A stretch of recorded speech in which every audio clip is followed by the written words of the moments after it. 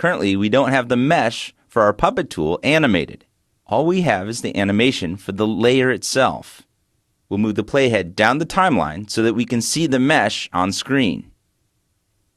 Next, we can either select the effect from the controls window or go down into the timeline and select the effect there. With the layer selected, type E on the keyboard to reveal the puppet effect. Then we'll open this up to see our mesh. Clicking on the mesh reveals it, and revealing the mesh shows that currently my mesh has an expansion value of 25. This is much too big for this small image, so I'll change the expansion value from 25 down to around 3.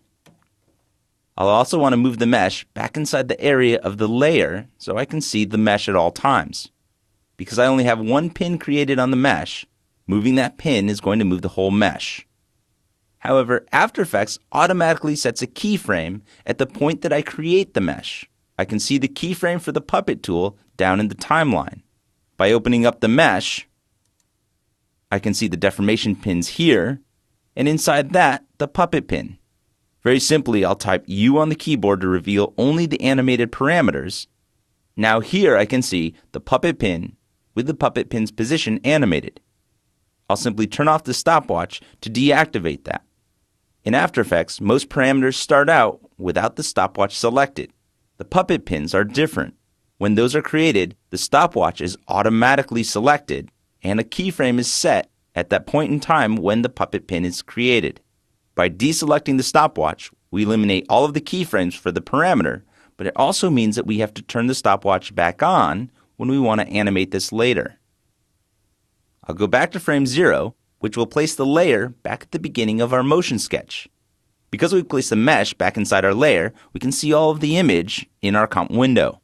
What we want to do is set up a short animation for our little squid.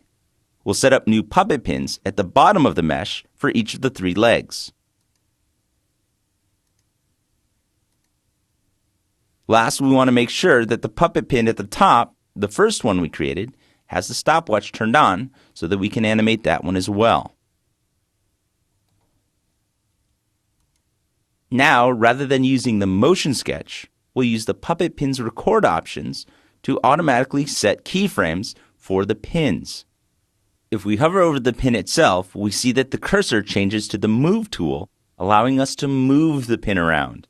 If I'm not over the pin, I have the plus tool allowing me to add puppet pins. Now I don't want to set the value for the position of the pin for this keyframe. I actually want to sketch a motion.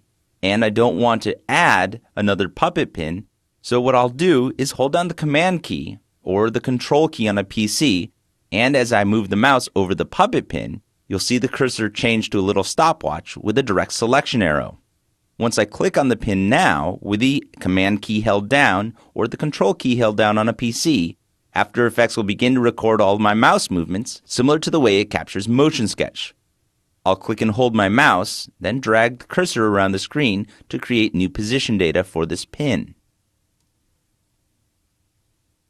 As I sketch the movement for my pin, I have to also take into account the movement for the entire layer. Because the layer moves, and I haven't moved the position of my cursor to follow it, the movement of the pin causes the mesh to overlap. A quick RAM preview shows what this looks like.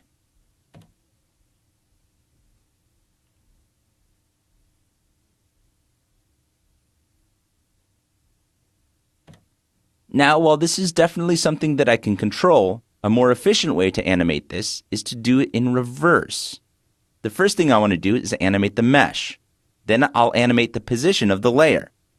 So very easily, I can reset the puppet pins by clicking on the word Reset, then going down to eliminate any keyframes that have been created for those pins, and additionally, delete any keyframe that has been created for the position of the layer. I'll Control-click, right-click on a PC to reset the value of the position. Next, I can select the puppet pin, then use the Command key or the Control key on a PC to click and sketch the motion of the mesh.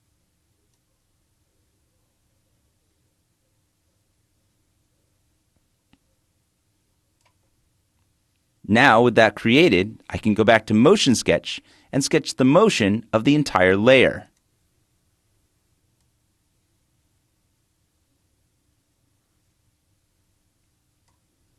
Now with those two animations sketched out, I can see very quickly, just by looking at the keyframe data, that my motion sketch for my mesh continues to be simply up and down, and the motion sketch for the position transformation follows a similar movement to what I had sketched previously.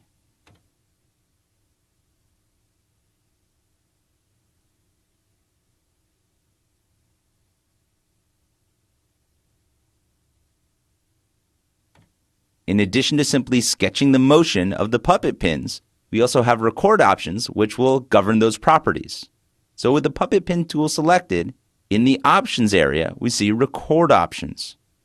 By clicking here, we'll get a dialog box allowing us to see the speed by which this is captured. Similar to Motion Sketch, by creating a speed value of 100, After Effects will create keyframes exactly at the same speed that we drag our mouse. The smoothing value is similar to that of the Motion Sketch or the smoother, smoothing out the keyframes along the path that we sketch. We're using draft deformation by default, which allows us to see the outline of the mesh shape and not all of the triangulation inside it. If you turn on Show Mesh, you can see all of the triangles and maybe catch some of the pinching that might happen as you move the mesh too far away from its center. You can modify these values or simply click OK to use the default parameters. We could continue to animate this character, but I would suggest deleting the position keyframes first, then animating all of the puppet pins to create the movements that you want for the mesh, then sketching your position second.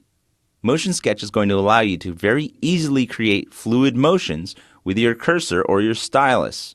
However, you'll still probably want to go in and modify the keyframes after you've sketched out the animation. Usually, this is just a tool to help you on your way towards your final animation. All of the temporal and spatial data can be modified after you've made your initial sketch, not only on the position for your layer, but also on the individual pins of your mesh as well.